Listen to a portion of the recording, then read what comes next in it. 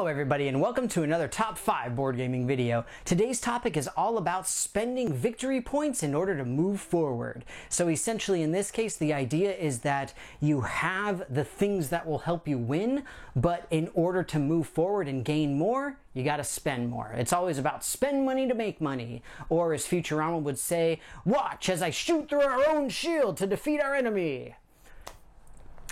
It's a good episode. You guys should watch it. They were invaded by the Nintendo 64 people. But either way, that's beside the point. Essentially, the idea of all of these games is that you have some form of victory points, whether that's money or resources or whatever it happens to be. And in order to progress in the game, you need to spend it in order to get new stuff and upgrade and then hopefully get more stuff in return. So it's a very delicate balance that you have to strike. And it's something that's really interesting that you see somewhat commonly, but not too frequently. And so I'm really curious what you guys have to say. What are your personal favorites and why? Let me know anything and everything in the comments below as always. And of course, we are going to get started and jump right in with my number 5. At number 5, I've got Terra Mystica. This is a game that is absolutely incredible. The problem is I've only played it a couple of times, so I'm not super familiar with it as far as strategy and all that kind of stuff. But suffice it to say, the idea is that you are gaining resources, and in order to win the game, you have to have the most resources. But at the same time, you need to spend those resources to get bigger and bigger buildings. You're trying to expand your land holdings, and you've got a bunch of different character types that you can play as, a bunch of different factions and all of that kind of stuff. And it is just a very deep and well-developed game that is truly incredible and well deserving of a high spot on the Board Game Geek rankings. That said, like I said, I personally haven't played it too often, which is why it's so low on my list, but it is something that you really have to balance out. What do I keep and what do I spend in order to try and make sure that you can make it through the next rounds? And so with all of that, Terra Mystica is my number 5. At number 3, I've got Stockpile. This is a game that's a little bit obvious because it's all about stocks, and that means it's all about money. So in order to buy more stocks, you have to spend money. In order to win the game, you need to have the most money. And so this is all about speculation and hoping that you'll be able to have the most money at the end of the game. You do have some hidden information, which makes it very interesting in terms of you've got some illegal insider trading and that kind of stuff so that you can see where things are going to go. And all in all, it's just a very interesting and well done game, and as far as I'm concerned, it fully shows how the stock market works. I honestly don't know how it works, but all I know is that apparently buying GameStop is good, but then it was bad, and now I really don't know.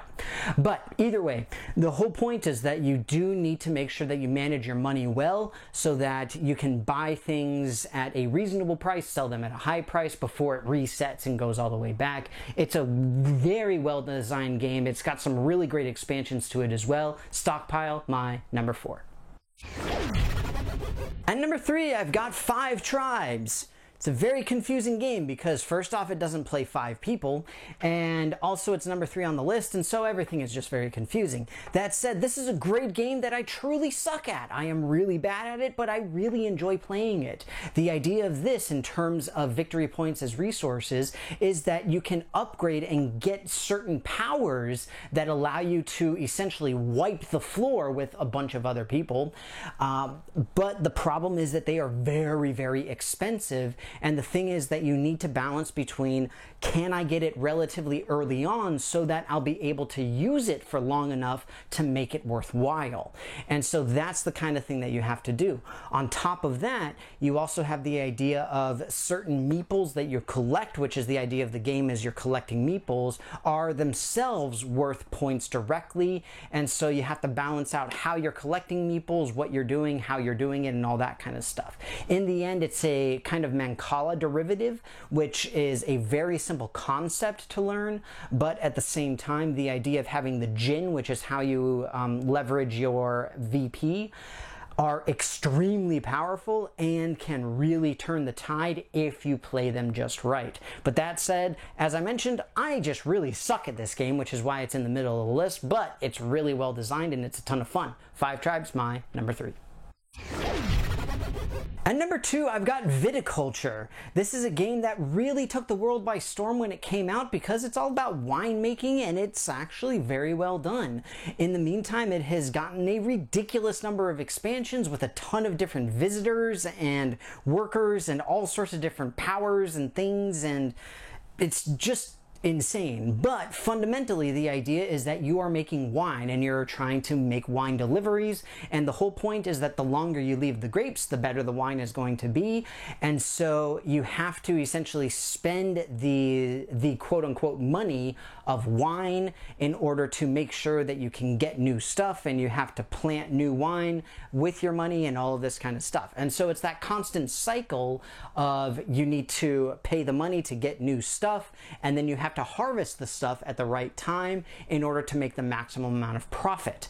And sometimes you're able to do that, other times you're not able to do that because it's a worker placement game and somebody might take that one spot that you really need to have and stuff along those lines. All in all though, it is a very, very well designed game. It's a lot of fun, but I highly recommend playing with a sort of trimmed down version, not adding in all the expansions, at least not at the beginning, because just by itself it's a good game and fairly complex.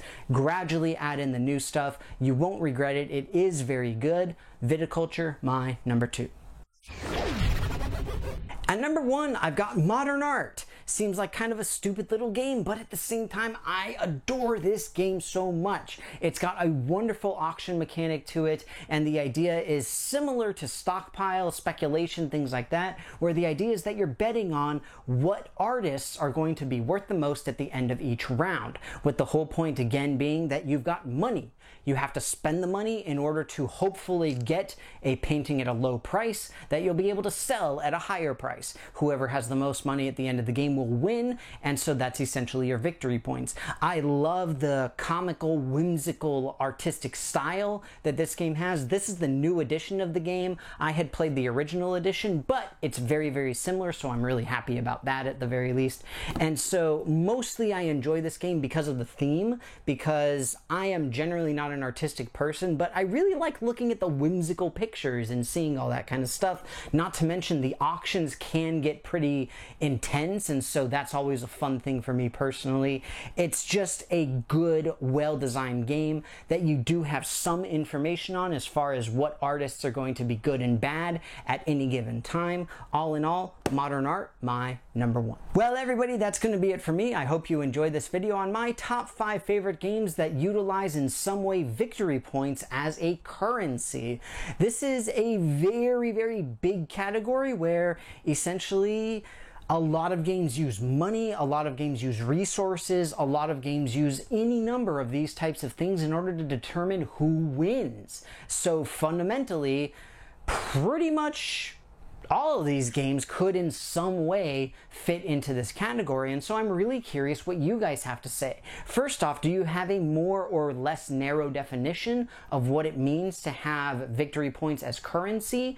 Do you enjoy games that do that? Do you have specific favorites? You guys know I love to hear anything and everything from you, so please put it all in the comments below. That said, as always, if you haven't done so already, please take a look at my various social media pages where you can interact with myself and my channel in a whole bunch of really fun ways.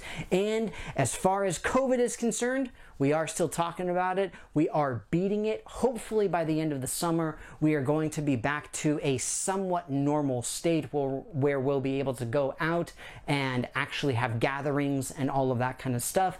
We can't be too sure just yet, but with vaccines rolling out, hopefully it'll be okay. In the meantime, still stay safe, still wear your masks, still be smart about all of it. But that said, thank you so much as always for watching. Hope that you enjoyed the video, and I will see you next time.